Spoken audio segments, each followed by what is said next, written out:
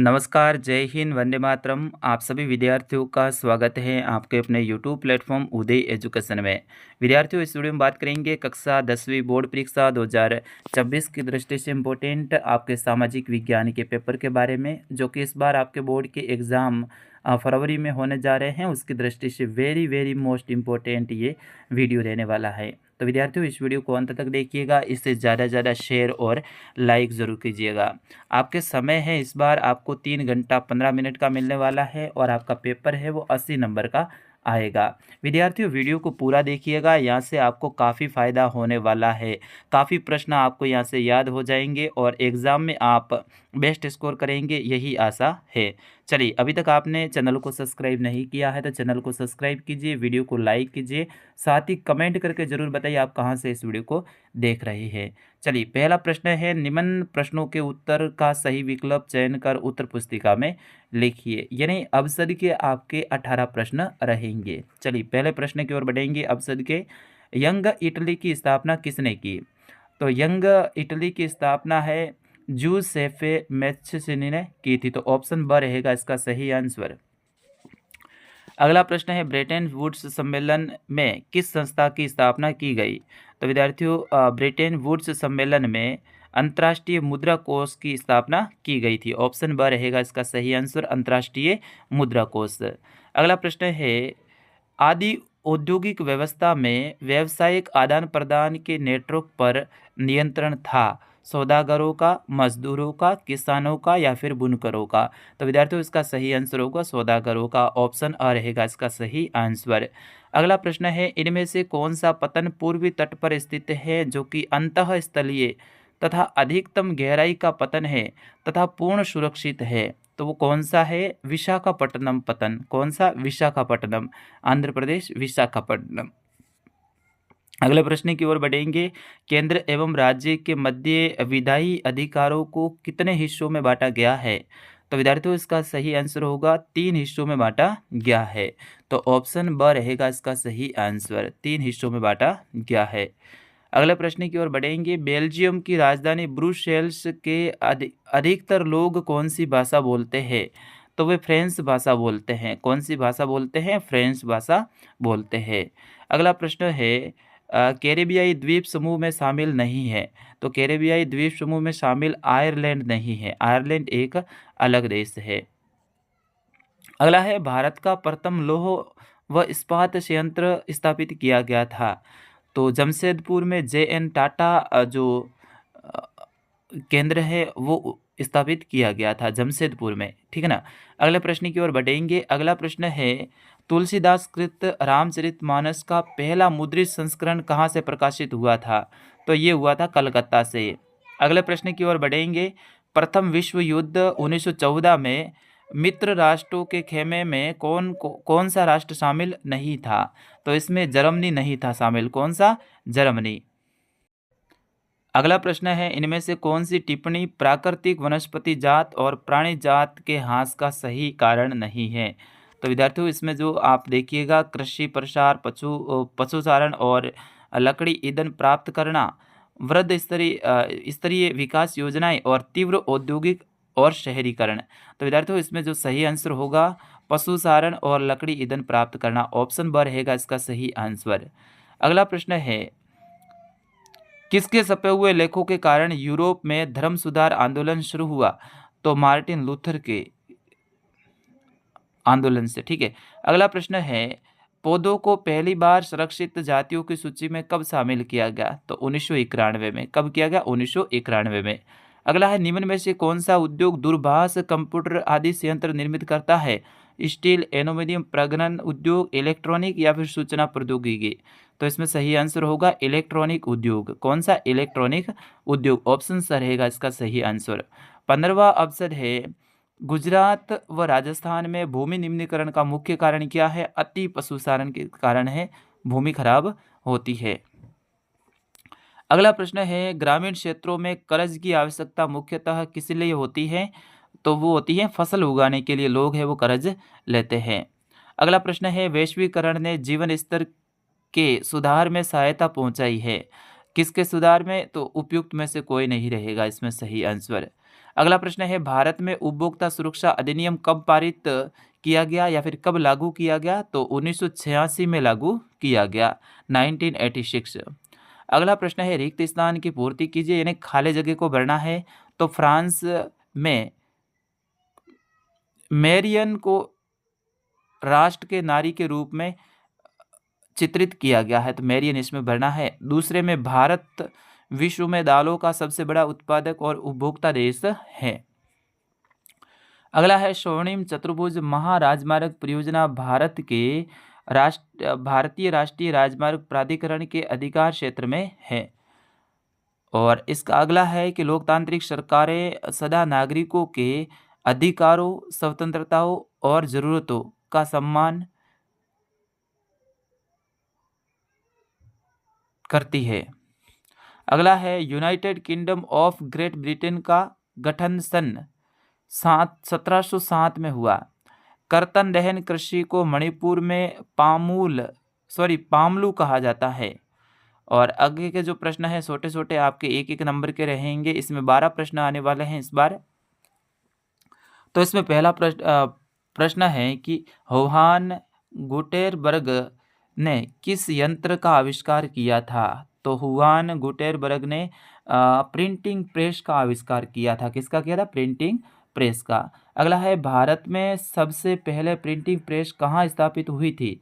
भारत की बात हो रही है तो गोवा में स्थापित हुई थी और इसको पुर्तगालियों के द्वारा 16वीं शताब्दी के मध्य के आसपास में यहाँ पर स्थापित किया गया था। फ्रांस के उन 2 विचारकों और लेखकों के नाम बताइए जिनसे लेखकों ने फ्रांसीसी क्रांति के लिए अनुकूल परिस्थितियां उत्पन्न की थी। तो ऐसे 2 कौन लेखक थे? एक तो थे वोल्टेयर और दूसरा था जीन जैक्स रूसो। इन दोनों ने है लिखा था और उसके बाद में यहाँ पर क्रांति हुई थी। अगला प्रश्न है उद्योगों की स्थापना को प्रभावित करने वाले मुख्य 2 कारक कौन कौन से हैं? तो उद्योगों की स्थिति को प्रभावित कराने वाले मुख्य 2 कारक कच्चा माल रहेगा एक तो, और एक रहेगा इसमें आप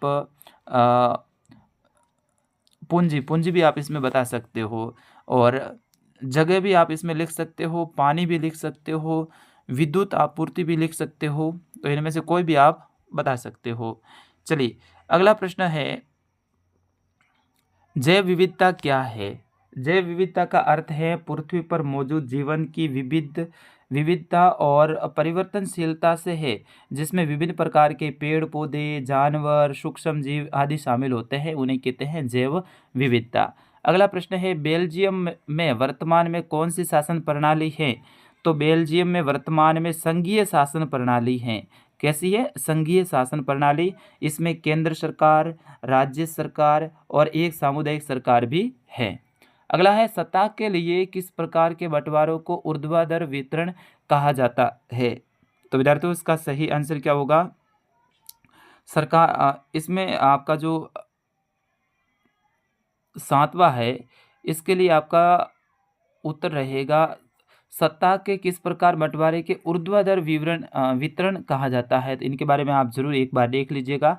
अगला है लैंगिक असमानता का आधार क्या है?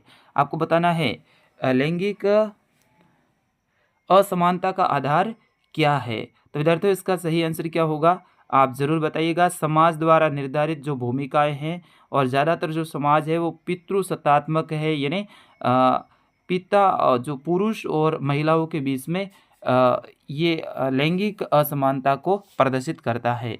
कोई 2 देशों के नाम लिखिए जहां पर लोकतांत्रिक व्यवस्था है।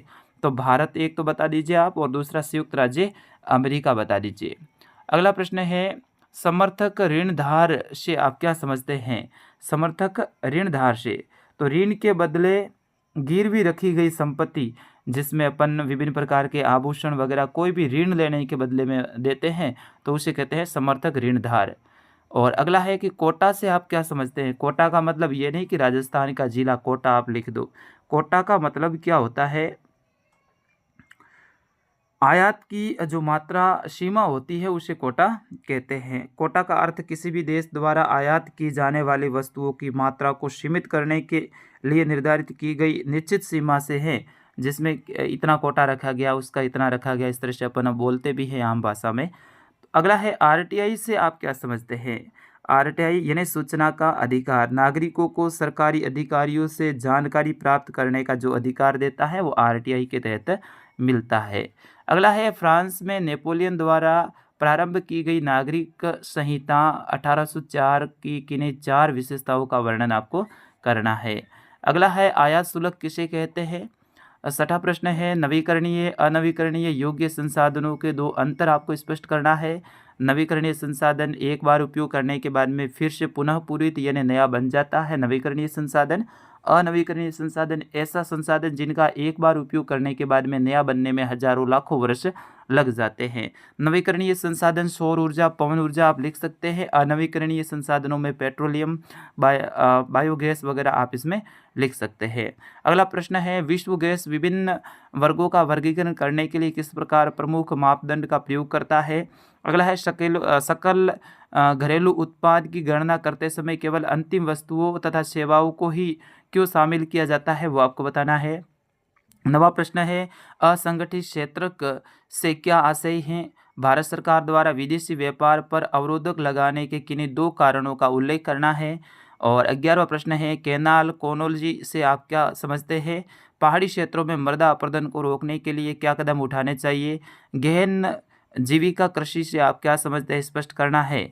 और अगला है ईस्ट इंडिया कंपनी ने भारतीय सूती वस्त्र उद्योग को कैसे बर्बाद किया वो आपको समझाना है। 3 नंबर का प्रश्न रहेगा। अथवा में ऑप्शन रहेगा 17वीं 18वीं शताब्दी में यूरोपीय शहरों के सौदागरों गांवों में किसानों और कारीगरों के साथ काम करवाने लगे थे, इस कथन की व्याख्या करनी है। और 14वां प्रश्न है बांध क्या है, इन्हें बहुउद्देशीय परियोजना क्यों कहा जाता है। अथवा में ऑप्शन रहेगा वर्षा जल संग्रहण हेतु बनाए जाने वाले टांका की प्रमुख विशेषता बतानी है। टांका के बारे में आप आराम से बता सकते हैं, अपने सभी के घरों में होते हैं टांके। और अगला है संघीय शासन व्यवस्था के एक तरीके साथ आकर संघ बनाना की व्याख्या आपको करनी है। अथवा में ऑप्शन रहेगा भारत में वर्ष 1992 में संविधान संशोधन के पहले और बाद के स्थानीय शासन को महत्वपूर्ण अंतरों को बताना है। 16वां प्रश्न है मुद्रा आवश्यकताओं के दोहरे सहयोग की आवश्यकता को समाप्त कर देती है, एक उदाहरण के माध्यम से आपको इस कथन की व्याख्या करनी है। अथवा में ऑप्शन रहेगा बैंकों से आपको कौन कौन सी सुविधाएं प्राप्त होती है, किन्हीं 2 का उल्लेख करना है। और खंड द रहेगा, इसके अंतर्गत बड़े बड़े प्रश्न रहेंगे, निबंधात्मक प्रश्न।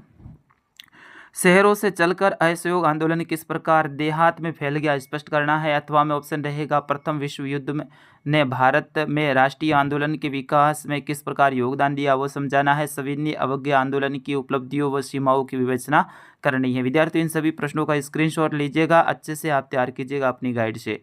भारत छोड़ो आंदोलन को विस्तार से वर्णन करना है, आपके परीक्षा में फिक्स है छपने वाला प्रश्न।